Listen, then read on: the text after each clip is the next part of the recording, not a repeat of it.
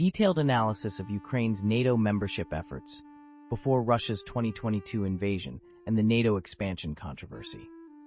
This video provides a comprehensive examination of Ukraine's attempts to join NATO prior to Russia's full-scale invasion on February 24, 2022, and addresses the false allegation that NATO promised not to expand eastward, drawing on historical, diplomatic, and legislative evidence.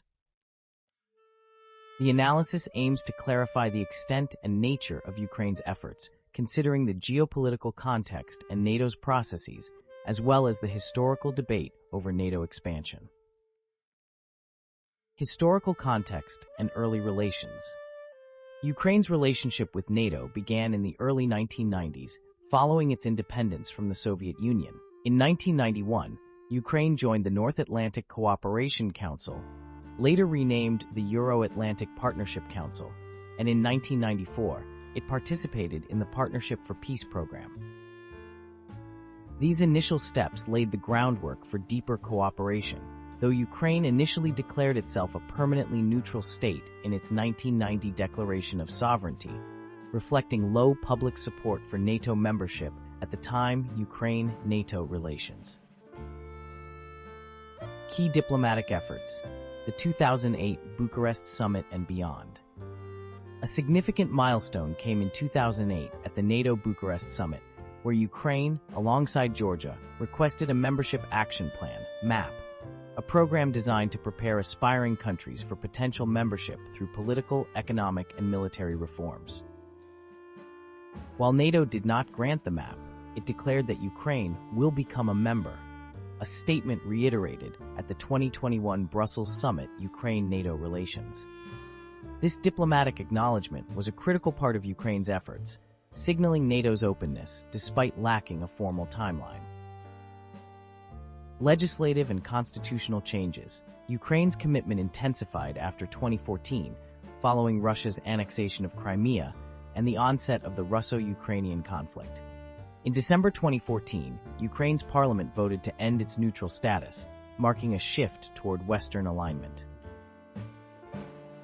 By June 2017, the Ukrainian parliament adopted legislation reinstating NATO membership as a strategic foreign and security policy objective, and in 2019, a constitutional amendment formalized this goal, reflecting strong governmental intent. Public and political statements. Ukrainian leaders, including Presidents Leonid Kuchma and Viktor Yushchenko, publicly expressed aspirations for NATO membership in the early 2000s, with Yushchenko signing an application for a MAP in 2008. Under President Volodymyr Zelensky, who took office in 2019, this pursuit continued, with the approval of a new national security strategy in September 2020, explicitly aiming for NATO membership. These statements and strategies underscore a consistent effort, even if public support varied, rising significantly during the conflict. Before 2014, Ukraine's efforts were more tentative, with periods of cooling relations, such as under President Yanukovych, 2010 to 2014, who pursued a non-alignment policy. Post-2014, the annexation of Crimea catalyzed a stronger push with intensified cooperation and legislative changes, as seen in the 2017 and 2019 actions. This period saw Ukraine aligning more closely with NATO standards, including through bilateral security agreements and defense procurement reviews. Ukraine's efforts were set against a backdrop of Russian opposition, which grew during the Russo-Ukrainian conflict. Russia viewed NATO expansion as a threat, with President Vladimir Putin citing it as a pretext for the 2022 invasion. This opposition fueled controversy, with NATO maintaining that membership decisions are for Ukraine and its members, not subject to external veto. The evidence clearly indicates that Ukraine made significant efforts to join NATO before Russia's 2022 invasion through diplomatic requests, legislative changes, and public statements.